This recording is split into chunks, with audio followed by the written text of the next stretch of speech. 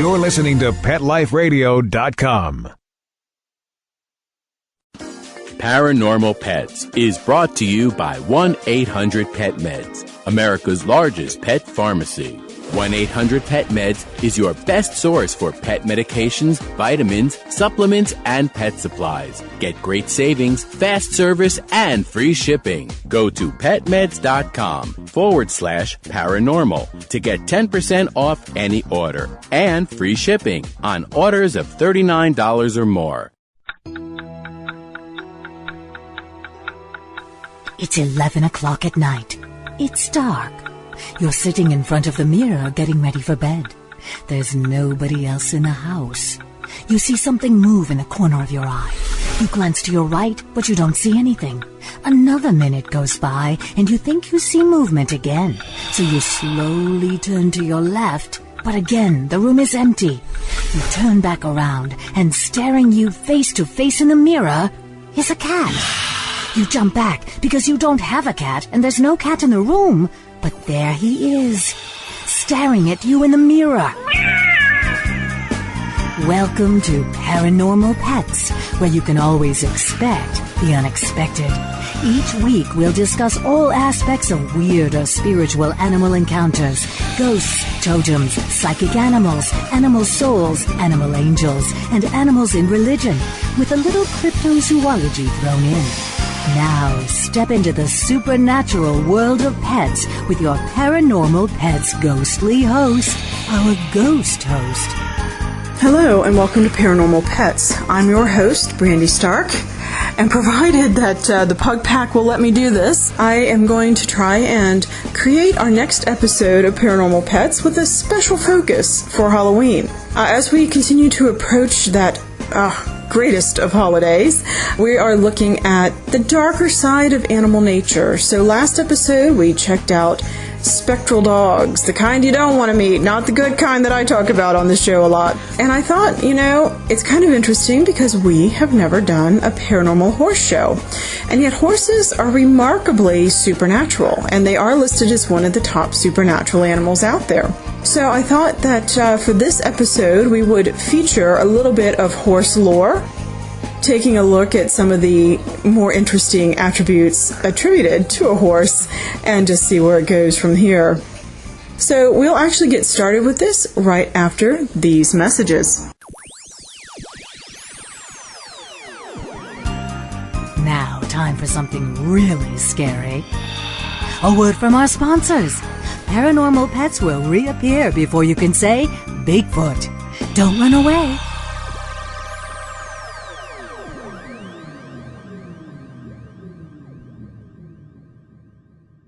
Paranormal Pets is brought to you by Petco.com.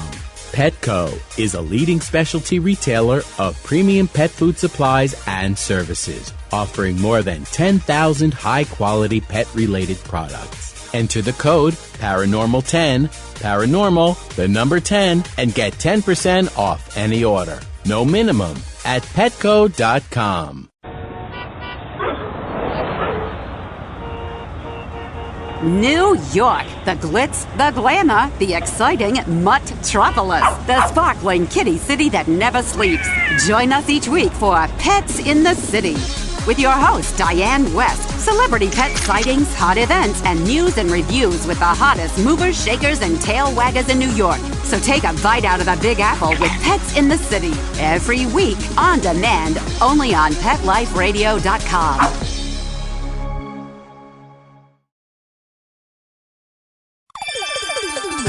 Let's Talk Pets on PetLifeRadio.com.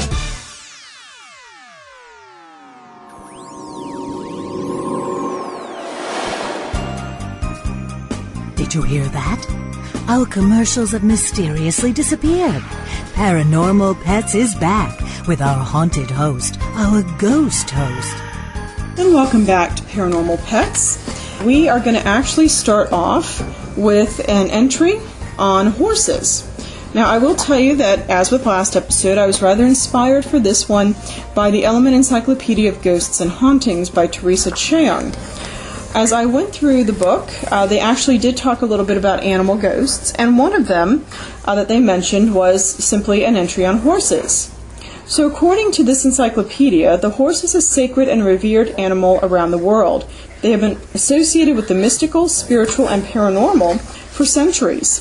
The Celts believed horses carried souls to the underworld. In the Hindu book, the horse is symbolized as the cosmos. The Greek goddess Aphrodite, Artemis, and Demeter were associated with horses. In various shamanic cultures, the horse is a mystical symbol, and in witchcraft lore, horses are vulnerable to bewitchment. According to psychiatrist Carl Jung, the horse represents the intuitive part of humanity, and in dreams the horse is often thought to be an archetypical symbol of the human body. Along with cats and dogs, horses are believed to be the most popular psychic animal. There are many stories of horses sensing danger and saving their riders. In the late 1920s, an American horse named Lady mystified psychical researchers with her reputed ability to tap out precognitive messages that allegedly predicted the entry of the United States and the Soviet Union into World War II and the presidential victory of Harry Truman. That's one talented horse. So, as we did a little research, as I continued actually through this book, I was further directed in my studies by an entry on the Kelpie. According to this, the Kelpie are treacherous water spirits from Scottish folklore that are thought to inhabit every lake and stream. According to myth, Kelpie are a death omen when seen in the shape of a horse or a shaggy-looking man. In the shape of a horse, it is said that they appear grazing peacefully on riverbanks. They lure travelers to mount them and then plunge their victims into the water, where they drown them and eat them, save for their livers, which float to the surface. Fairy horses are known throughout the British Isles and Ireland by many names, including the Irish Pookah and the Scottish Kelpie. These beings are believed to be fairy shapeshifters with the ability to take on both human and equine countenance. Even when they are in the guise of an animal, they possess full command of the human language and can therefore speak.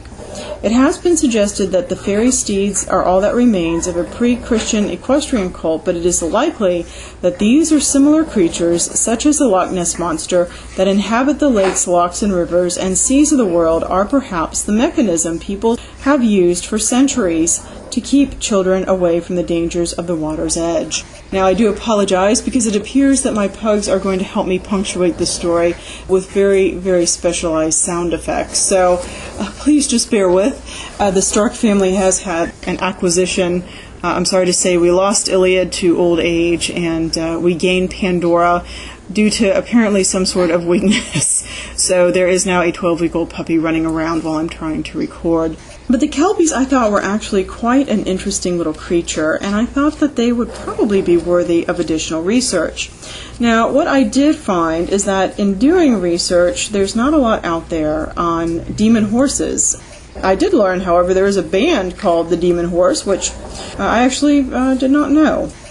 But what we're going to do is we're going to actually check out one decent entry that I found online on the Kelpies, and I'm a little jealous of the British. I gotta say that. They have some really, really excellent demon animals out there. So the site is under Baronage. It's called Curiosity Corner, and you can find it at www.baronage or baronage.co.uk. And I will include the links with the show summary just so that you guys have something to go by if you'd like to do more research on this. The Kelpie.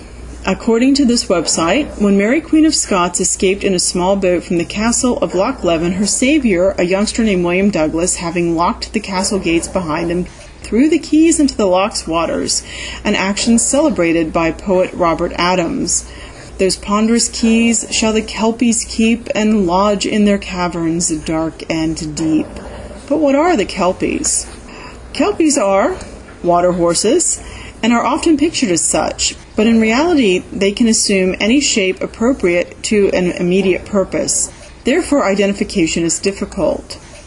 The origins of the Kelpie are contentious. As their masters claim to be the devil, they are sometimes said to be spawned in hell, but there is no evidence to support this. On the other hand, their habitat is certain. They live in lochs in the deep pools of the Scottish River. It is said by some writers that Kelpies are merely quarrelsome women in disguise and that they can pull fishermen from boats and drown them. But others believe that they are more than this. In Bladenok, it is reliably reported that a young man was courted by an extremely beautiful but strange woman who permitted him whatever he desired. Night after night, she entranced him until once in her ecstasy she neighed like a horse. In a flash, he drew his knife from his stocking top and stabbed her repeatedly until, as she expired, her beautiful body was transformed into that of a gray Kelpie covered in green slime. And I do like the author's footnote. Young people everywhere should take heed of this cautionary tale, but sadly, they won't. There have been many such incidences. A loch near the church of Trissad on the Isle of Skye was the haunt of a Kelpie that adopted the shape of a young man to abduct and seduce young women before galloping off with them into the loch. It is claimed locally that this stopped only on the day when, misled by the billowing supplice of a priest, it seized him by mistake and was converted to Christianity. Well, I guess that would stop a demonic hell-spawned horse. The picture that they post on the site actually shows this lovely young woman, and it is kind of interesting. It's from a famous divorce case at the end of the 19th century. It is included here in case any reader might doubt that Kelpies can make themselves appear as extraordinarily beautiful, and in the many stories that claim that they do. So as we continue on, I find this very interesting. This was an unusual twist, and this is basically the first time I've ever read this theory. Although most stories concern Kelpies in human form, they will occasionally take the shape of a beautiful horse, both on land and in water. When so, they are richly accoutred, and this is how they are displayed in heraldry, as the picture at the top of the page shows. So, for those of you who don't have this picture, it looks a little bit like a hippocamp or hippocampus. The top half is a horse, the bottom half is a fish, and it is a beautiful, beautiful picture. The most famous Kelpie is probably the one in the Loch Ness that amuses itself by metamorphosizing into an imitation monster, much to the benefit of the local tourist industry. True to the modus operandi of Kelpies seducing young men and women, it appears to only one person at a time. There is no instance of any Kelpies being seen by more than one surviving witness. So apparently the Loch Ness Monster, the true secret of the Loch Ness Monster is that it is a Kelpie. And I can't say that it isn't true. I just think that is a really, really neat theory. What a great way to tie Nessie to paranormal pets. That's perfect. So, we've got the Kelpie. We know that the horse is supernatural. But there are a few other forms of supernatural horses out there.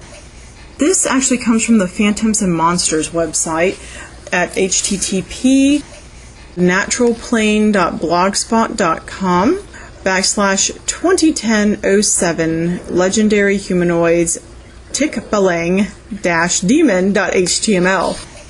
So I thought this would be kind of interesting. This is a blog, but it's very well written, from July of this year, and it talks about a legendary humanoid called the Tikbalang, the demon horse. Some mythical creatures have their origin in tradition and tales from the distant past. However, each culture is associated with a multitude of interesting and odd creatures. Many of these beings are humanoid. One of these many legendary humanoids is the Tikbalang. The Tikbalang, many different spellings are used, translates as demon horse. It is a creature of Philippine folklore said to lurk in the mountains and forests of the Philippines. It is generally described as a tall, bony humanoid creature with disproportionately long limbs to the point that its knees reach above its head when it squats down. It has the head and feet of an animal, most commonly a horse. It has been compared to that half-man, half-horse centaur from Greek mythology. It travels at night to rape female mortals who will then give birth to more Tikbalang. It is sometimes believed to be a transformation of an aborted fetus which has been sent to Earth from limbo. Tikbalangs are very playful with people. They usually make a person imagine things that aren't real. Sometimes a Tikbalang will drive a person crazy. Legend says that when rain falls while the sun is shining, a pair of Tikbalangs are being wed. Since horses only arrived in the Philippines during the Spanish invasion, there is a theory that the image of the half-horse, half-man creature was propagated by the conquistadors to keep the natives afraid of the night. There are stories claiming that the Tikbalang are actually half-bird, half-man creatures, much like the Japanese Tengu. A traveler who finds himself lost and suspects that a Tikbalang is leading him astray may counter it by wearing his shirt inside out. Another countermeasure is to verbally ask permission to pass by or to avoid making too much noise while in the woods so as not to offend or disturb the Tikbalang. Folklore says that one can tame a Tikbalang and compel it to be one's servant by plucking 3 golden hairs from its mane. There are also stories where a Tikbalang asks its intended prey a riddle. Someone who manages to answer correctly will be rewarded with a pot of gold. Other legends depict the Tikbalang as a monster of the night with eyes that glow red. This version of the Tikbalang casts it as a fearsome creature, a real danger to people. It is believed that when it is angered, and it is easily angered, it stomps on people with its hooves until they die. In these tales, the Tikbalang are always accompanied by the stench of burning hair and smokes great big cigars. It is said that delirious townfolk who have stumbled their way into town after a long absence tell of how an apparition resembling a Tikbalang pushed and slapped them, often knocking them over and not allowing them to right themselves, all the while shaking with nervous, childish giggling. People say that the cessation of resistance or protest will suddenly lead a victim to find themselves alone in the woods, plunged into darkness, the sun long set. The path home, recalled by the few who return after a disappearance, is hampered by a severe sense of disorientation and a forest that seems to curl in on itself repeatedly. Very interesting. So, another such creature that you might want to avoid. Now, if we move into America, interestingly enough, I just thought I would include this because I've actually seen this particular creature. It's actually called the Demon Mustang of Denver, and even though it's not necessarily spectral, it is art-related, and I have actually heard that the Demon Mustang moves, and this is located actually at the Denver International Airport, which I have been to, and I did learn is supposedly quite haunted by the spirits of Native Americans because the airport was built on Native American land / cemetery, and the spirits continue to haunt the area. I do seem to recall a show that actually talked about the Denver airport also being in very bad feng shui. So take your pick, but it's kind of interesting. This article is from squidoo.com/DIA_Mustang. It is actually a rather impressive sight. Basically, it says, Scandalous Fiberglass Sculpture at DIA by Luis Jimenez. The sculpture Mustang was created by New Mexico's Luis Jimenez. It would come to rest outside of DIA 12 years late, $350,000 over budget, and guilty of murdering its creator. Whether you like the sculpture or not, it is notable. I first saw it in daylight and was taken aback by the garish blue color. It looks like a giant plastic toy. Then I drove past it one night and was stunned. Nicknames like Blucifer and Satan Stallion make sense when you see those burning red eyes glaring at you through the darkness. The public debate over Mustang places people in 3 general camps: those who think it's scary, ugly, and outrageous, and those who appreciate the emotional and visual impact, and then those who like it because so many other people hate it. I'm not sure which camp I belong to in the public debate. I think that it's both ugly and scary. I really don't like the artistic elite telling me why I should love the possessed, angry sculpture. But the thing is fun to look at, and it's fun to hear about. And then it does say, just make sure small children don't get a good look at it at night. Interestingly enough, Denver International Airport commissioned the sculpture in 1992. In 1997, a smaller, more subtle version of the horse named Mastandino, I think, is displayed at the University of Oklahoma's Art Museum. After an uproar, the sculpture is finally accepted when moved to a more out-of-the-way location. In 2001, the city of Denver had originally planned to place the sculpture on the main road to the airport, but changed the location to inside. 2003, because of delays, Denver sues Jimenez for its $165,000 deposit and completed parts of the horse. Jimenez fires back with the suit because the city wants the sculpture inside the terminal to save costs. Originally, the sculpture was to be set in a park-like surrounding. Both lawsuits would be dismissed. 2004 July, the city comes to terms with Jimenez. The sculpture would be placed outside. He would meet in October 2005 as the deadline and would receive the remaining $135,000. 2005, Jimenez missed the next 3 deadlines. 2006, the artist is killed while hoisting a piece of the Mustang's torso. The torso swung out of control and fell on him, severing a leg artery. Geminis's sons, Aiden and Orion, along with professional low-rider painters Richard Lavato and Camille Nunez, finished the work. So this horse really is a killer.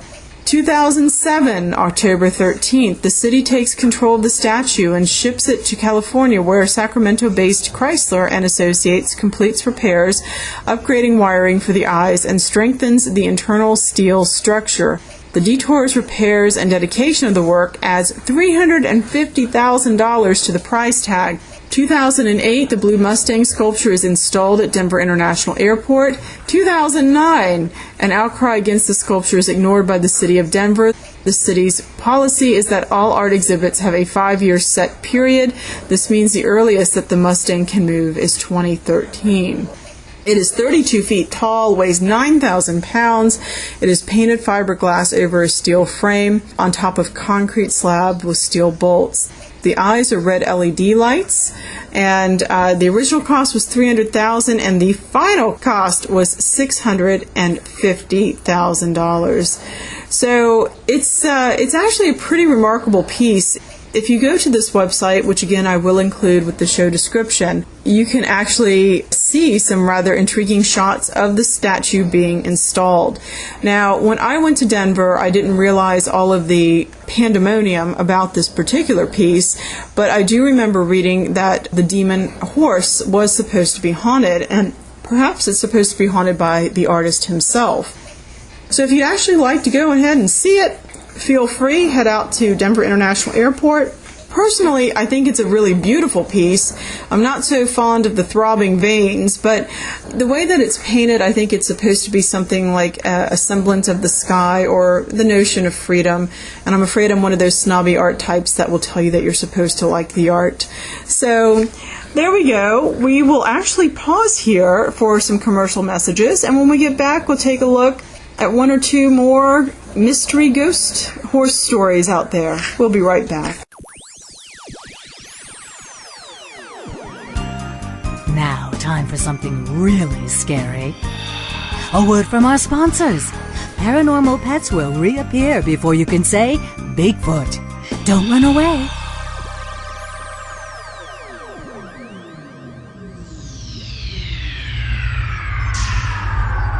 Greetings, humans. What planet am I on? Welcome to Pet Planet. Here's a copy of Pet Planet Magazine, Florida's most informative and fun pet resource magazine. It features heartwarming stories and informative articles from local and national pet experts. Excellent. Pet Planet Magazine offers Operation Planet Rescue, helping rescued pets find new homes. And it's available at 500 locations in South and Central Florida and 24/7 on the internet at petplanetmagazine.com. If you're out and about with your pet, you may be featured in Paparazzi, candid pictures of you and your pet. For up-to-date pet-friendly events, activities, and pet-related services and products, Pet Planet Magazine is your final destination. I shall take this magazine home with me. Back to your home planet? No, to my condo in Boca.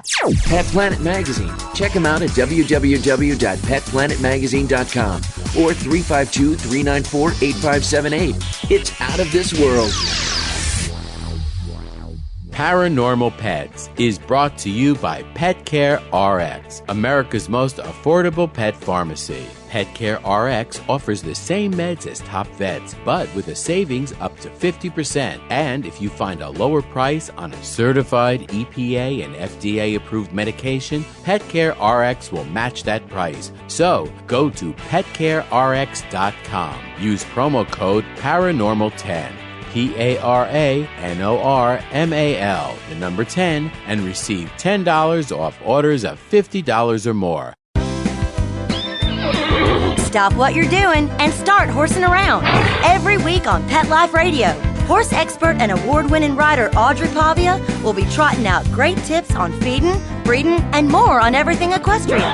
So set a spell and say hey to Audrey and get ready for a darn tootin' galloping good time.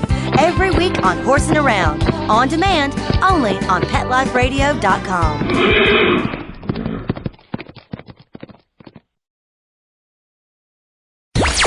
Let's talk pets Let's talk pets on Pet Life Radio. Pet Life Radio. PetLifeRadio.com. Did you hear that?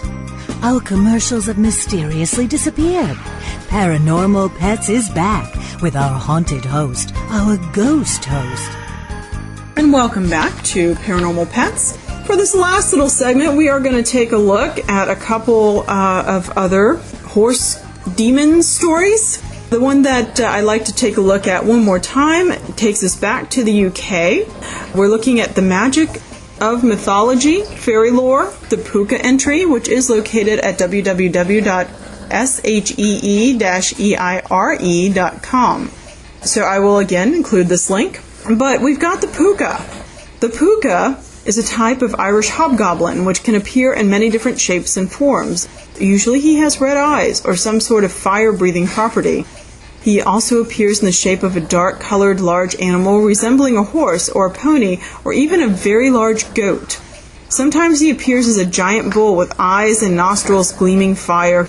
He has even been described as a very large eagle-like creature, such as the great winged roc of the legends of Sinbad in the Arabian Nights. The time of year particularly associated with the Pookah is Samhain or Hallowe'en, the last day of October. This is the time when the Celts believed the barrier between our material world and the other world is at its weakest. The Pookah usually crept up silently behind its victims, and if he succeeded in getting his head between the victim's legs, they were whisked up on his back. Then he could take his victims anywhere, to the highest peak or the lowest depths, or to any place on the face of the earth. In the Gaelic, the Pookah is sometimes called the Granach, the hairy one, and I apologize to any Gaelic listeners because I'm sure my pronunciation is terrible. Many place names are derived from this creature. In Cork, there are two places called Carnick Pookah, the Pookah's Rock. One is near Doneraile and the other is near Macroom. More famously is the Pole of Pookah, the Pookah's Cavern in Wicklow County. There's also a cairn and natural cave in Clopoke, the name deriving from the Gaelic clock, and Pika, meaning stone of the Pookah, in County Laos. There is also a cloacan, a stone structure, on Inishmore, the Aran Island off of Galway coast, which is called the Clochran of Phoenicia. And again, I do apologize. So, this site actually has some decent stories, myths, and legends about the Pookah, and I thought we might feature one or two, depending on how much time we have left. Alright, this is called the Spirit Horse. The history of Morty Sullivan ought to be a warning to all young men to stay at home and to live decently and soberly if they can, and not to go roving around the world. Morty, when he had just turned 14, ran away from his father and mother, who were a mighty respectable old couple, and many, many a tear they shed on his account. It is said they both died heartbroken for his loss. All they ever learned about him was that he went on board a ship bound to America.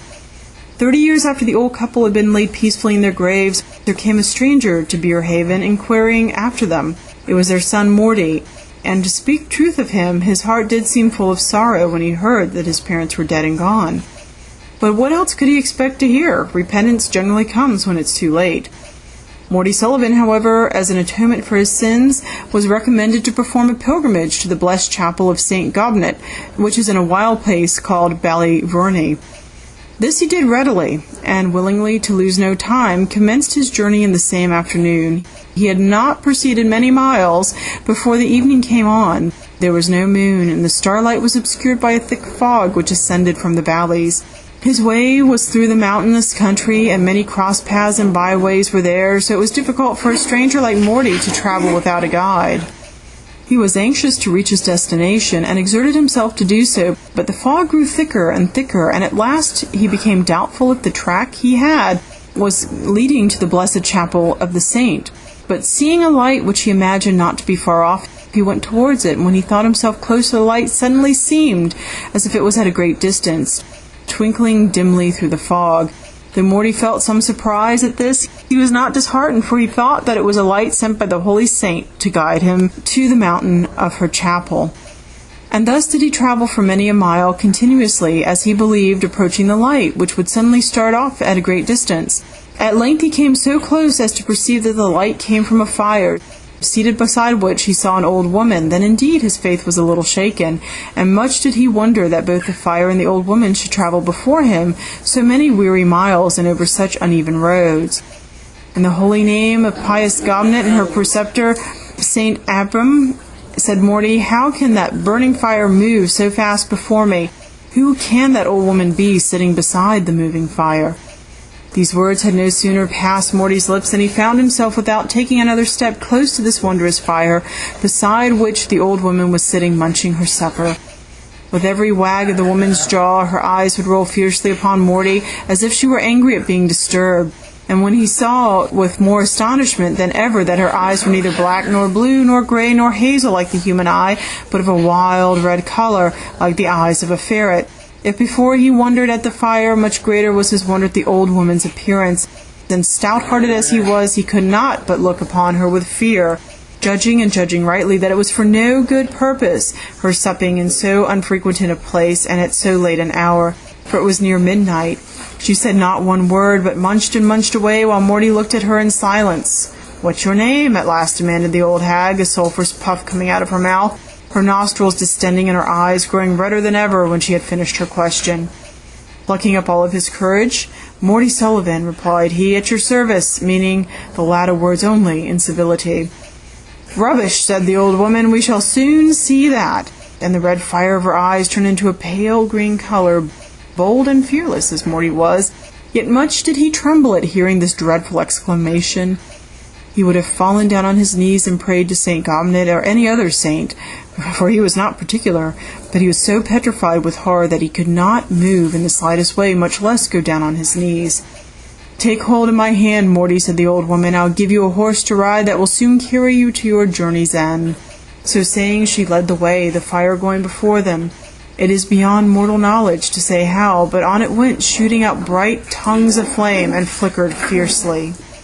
Presently they came to a natural cavern in the side of the mountain, and the old hag called aloud in a most discordant voice for her horse. In a moment a jet-black steed started from the gloomy stable, the rocky floor whereof rung with the echo of clanging hoofs. "Mount, Morty, mount," cried she, seizing him with supernatural strength and forcing him upon the back of the horse. Morty, fighting human power of no avail, muttered, "Oh, that I had spurs," and tried to grasp the horse's mane, but he caught at a shadow. It nevertheless bore him up and bounded forward with him, now springing down a fearful precipice, now clearing the rugged bed of a torrent and rushing like the dark midnight storm through the mountains. The following morning, Morty Sullivan was discovered by some pilgrims who came by that way after taking their rounds at the Barra, lying flat on his back under a steep cliff, down which he had been flung by the Pookah. Morty was severely bruised by the fall, and it is said he swore on that spot by the hand of a Sullivan, and that is no small oath, never again to take a full quart of bottle of whiskey with him on a pilgrimage. So, for our last very quick little entry, we're going to take a little listen to the Wild Hunt.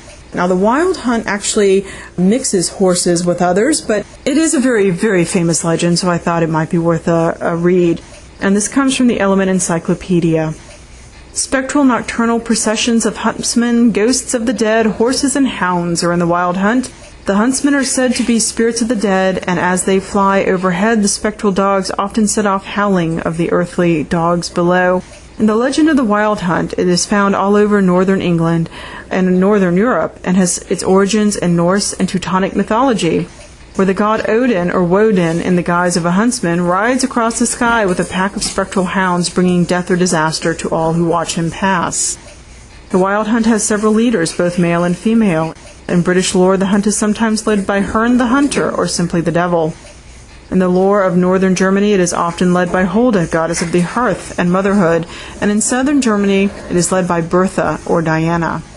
So if you happen to see some horses with some very scary-looking riders and a pack of hounds hot on your heels, definitely get out of the way. So at this point, I hope that you've enjoyed a few of these supernatural ghost tales from around the world, and maybe we can explore this theme a little bit further on. I know at least one or two other ghost stories that I might be able to pull together for an episode. So with this in mind, I will remind you all once again to continue to support your local animal rescues. Pug Rescue of Florida, as always, has pugs in need of adoption. Please check out their site. You can Google Pug Rescue of Florida and the site will come up. Otherwise, I wish you a very happy and haunted Halloween. Pet Life Radio presents Paranormal Pets, where you can always expect the unexpected. Each week we'll discuss all aspects of weird or spiritual animal encounters, ghosts, totems, psychic animals, animal souls, animal angels, and animals in religion, with a little cryptozoology thrown in. Step into the supernatural world of pets every week on demand, only on PetLifeRadio.com.